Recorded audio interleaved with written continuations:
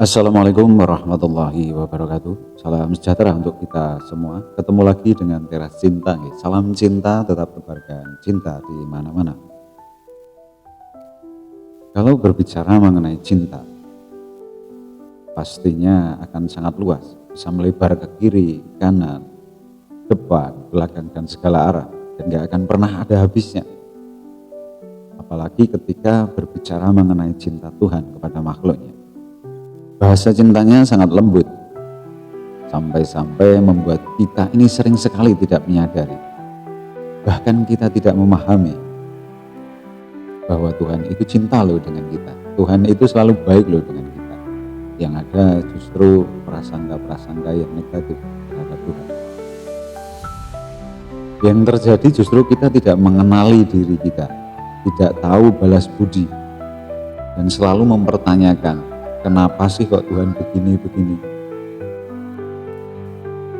Cinta mengajarkan tentang banyak hal, tentang merawat rasa, tentang peduli, tentang memberi, dan masih banyak lagi yang nanti akan Anda temukan dan Anda pahami pada waktunya. Dalam video berikut ini, Teras Cinta akan menghadirkan beberapa uraian singkat tentang cinta, yang semoga bisa menambah hasanah ilmu untuk kita, menjadi pupuk ampuh yang akan menumbuh suburkan cinta kita kepada Allah, kepada sesama manusia, dan kepada alam semesta. Sebelum menyimak video ini lebih lanjut, alangkah baiknya kita siapkan dulu wadah kita, nyamankan dulu posisi duduk kita. Jika masih terdeteksi ada rasa kebencian terhadap siapapun, terhadap apapun, monggo kita singkirkan dulu. Berdamai dengan semuanya, dengan keadaan, dengan diri sendiri, dan berdamai dengan Tuhan. Selamat menyaksikan, semoga tercerahkan, dan semoga kita termasuk jiwa-jiwa yang terpilih untuk mendapatkan cipratan-cipratan kebijaksanaan, sehingga kita bisa menjalani hidup kita dengan damai dan bahagia. Teras Cinta, respect untuk jenengan semuanya. Matur suwun. Wassalamualaikum warahmatullahi wabarakatuh. Rahayu.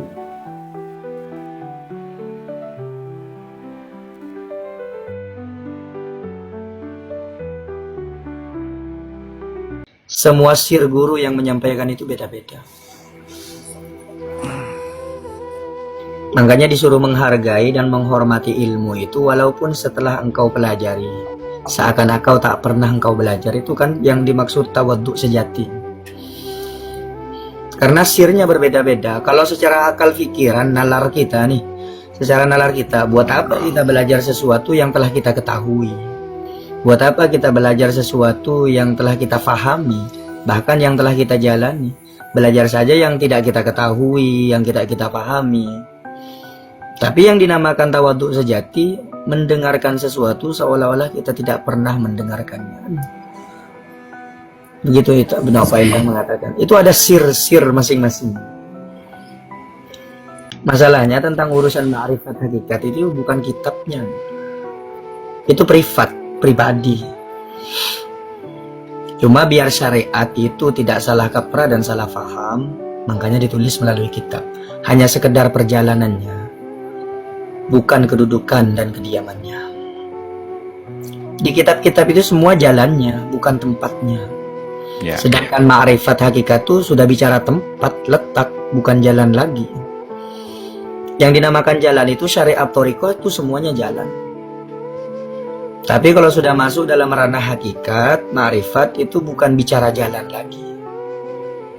Tapi sudah bicara makom, bicara kedudukan, bicara rasa sudah. Iya, sampai thariqahnya siapa itu? Thariqahnya Rabiatul Adawiyah itu kan thariqah mahabbah, thariqah cinta. Ya. Bagaimana cara hukum itu? Itu syariat tidak bisa menyanggah itu. Syariat tidak bisa menyalahkan itu. Karena thariqahnya thariqah cinta. Jangan lupa bahwa mencinta itu kedua belah pihak. Maka hasilnya karena masing-masing itu saling menerima, maka pasti masing-masing akan berlaku supaya nyenengin orang yang dicintainya. Jadi akhirnya terjadi keindahan. Tapi kalau yang ngomong mencinta itu tanpa reserve, menerima apa adanya satu pihak tok, itu seenaknya yang satunya. Mencintai itu hanya bisa berlangsung kedua belah pihak, dialektika, ya. Maka hasilnya akan sangat indah. Pasti akan sangat saling mengalah, akan saling memperkecil egonya masing-masing. Bahkan ego orang yang mencintai itu tidak ditonjolkan oleh orang yang mencintai, tapi dia akan diadakan oleh orang yang dicintai. Ngerti maksud saya? Katakanlah saya mencintai Mbak Novia, saya tidak peduli sama diri saya. Mbak Novia yang peduli sama diri saya, karena dia mencintai saya. Begitu juga dia tidak peduli sama dirinya karena dia mencintai saya. Tapi saya yang wajib peduli kepada diri dia, ego dia. Jadi ini cuman pingpong sebenarnya. Dan itu terjadi keindahan yang luar biasa. Gitu. Anda tahu ya bahwa saya profesor cinta ya. Ya semangat angel-angel wis dunia isine ngono-ngono iku. Gini Pak, kalau dalam Islam itu ada satu akar kata itu ro, ha, dan mim. Ya. Nanti kalau dia peristiwanya meluas, dia subjeknya disebut Rahman. Kalau peristiwanya mendalam itu kalau diterusin berarti meninggi. Itu Rohim. Maka kalau Rahman itu mangap. Rahman meluas. Maka Allah menomorsatukan keluasan untuk sebanyak mungkin pihak. Maka dia menyebut Rahman dulu baru Rohim. Orang yang sudah berdialektika secara sosial baru nanti punya hak pribadi untuk Rohim, yaitu cinta yang mendalam. Jadi nomor satu cinta yang meluas dulu, baru cinta yang mendalam. Anda nanti kalau sempat besok atau kapan baca surat Al-Furqan, di situ banyak sekali penggunaan kata Rahman untuk Anda lihat kasusnya. Dan itu metodologi sosial sebenarnya. Setiap kalimat Allah itu metodologi sosial. Kalau Anda nurutin dia, pakai metode itu, urut-urutannya, strukturnya, tatanannya, alurnya, dan seterusnya, itu indahnya luar biasa hidup kita. Jadi keindahan hidup sekali lagi tidak tergantung pada materi. Meskipun materi harus ada, tetap harus ada makan, tetap harus ada tidur, tetapi dia tidak nomor satu. Nah jadi Pak, yang disebut Rohim itu mungkin yang disebut cinta, dia kedua Pak. Kasih sayang dulu baru punya hak cinta, kan begitu Pak ya? Jadi Rahman dulu baru Rohim, kira-kira begitu. Gampangnya gini, Anda kalau berdoa bersama, doakanlah dulu semua orang baru berdoa untuk diri sendiri, kan begitu. Itu akan membuat Allah makin wah bocah iki menake tenan ya jan ya ya.